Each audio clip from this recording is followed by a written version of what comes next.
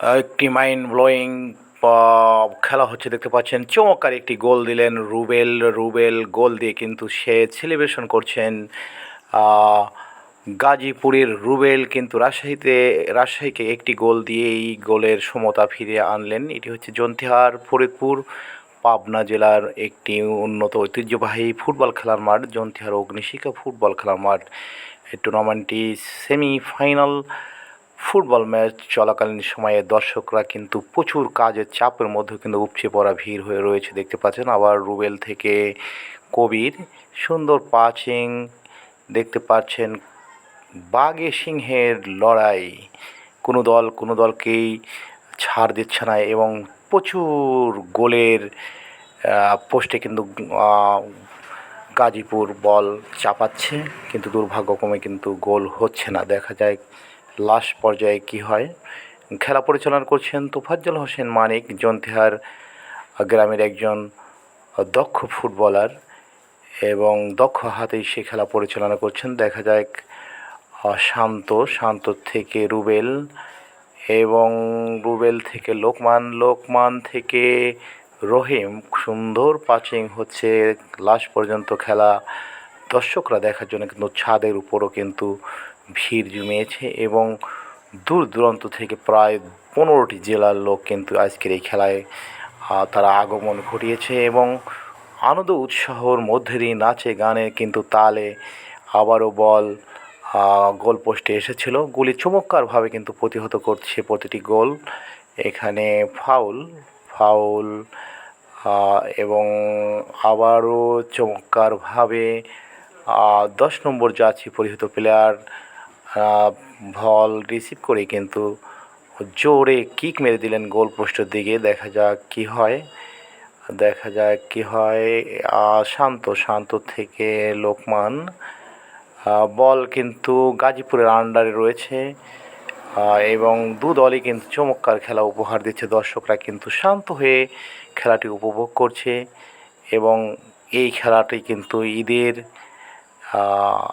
পরেই 10 তারিখে final match হওয়ার কথা ছিল রাজশাহী বনাম শেরপুরের মধ্যে, কিন্তু আবহাওয়া এবং দুর্গতর কারণেই কিন্তু খেলাটি পিছিয়ে দেওয়া হয়েছে। আগামী 20শে জুন ফাইনাল খেলা হবে রাজশাহী এবং গাজীপুরের মধ্যে। আপনারা সবাই জন্তিহার অগ্নিশিখা সংঘ ফুটবল খেলার মাঠে আমন্ত্রিত। খুব চমৎকার একটি ফুটবল গ্রাউন্ড দেখতে পাচ্ছেন এবং আশপাশে প্রায় 50-60টি গ্রামের মাঝখানে অবস্থিত, সমতল ভূমিতে অবস্থিত। এর কারণেই কিন্তু চতুর্পাশ থেকে প্রচুর দর্শকের আগমন সবসময় হয়ে থাকে এই মাঠে। বল গোলকিপার রিসিভ করছেন। সুন্দর একটি গোল হওয়ার সম্ভাবনা ছিল, কিন্তু দুর্ভাগ্যক্রমে চমৎকার গুলি সিটে প্রতিহত করে কিন্তু সজোরে কিক মেরে দিয়েছেন। খেলা হচ্ছে গাজীপুর বনাম রাজশাহীর মধ্যে, শেরপুরের মধ্যে। চমৎকার অঙ্গভঙ্গি এবং খেলোয়াড়দের চমৎকার রিদম রয়েছে। কোনো দল কিন্তু কোনো দলকে ছাড় দিচ্ছে না, যেমন পাচিং তেমন রিসিভ এবং সেইরূপ কিন্তু তাদের টান রয়েছে প্রত্যেকটি খেলোয়াড়ের মধ্যে এবং খেলোয়াড়রা সবাই কিন্তু অত্যন্ত দক্ষ এবং অল্প বয়সী। গোলপোস্টের উপর দিয়ে বল মাঠের বাইরে গেল। দর্শকরা কিন্তু সবসময় স্বতঃস্ফূর্তভাবে কিন্তু খেলোয়াড়দের উৎসাহ উদ্দীপনা দিচ্ছেন সবসময়। আর দর্শকদের সাউন্ড লেস করেই কিন্তু আসলে ভিডিওটি ধারণ করা হয়েছে। এর কারণে কিন্তু সাউন্ডলেস দেখাচ্ছে। প্রকৃতপক্ষে কিন্তু খেলা বাঘে সিংহের গর্জন রয়েছে ওই খেলার মধ্যে।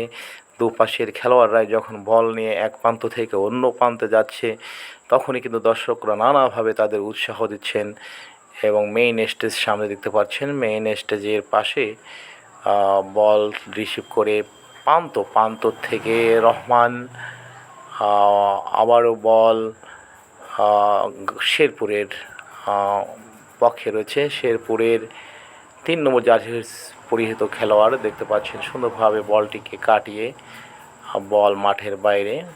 কর্নার কিক হবে কর্নার কিক হয়ে গেল। দেখতে পাচ্ছেন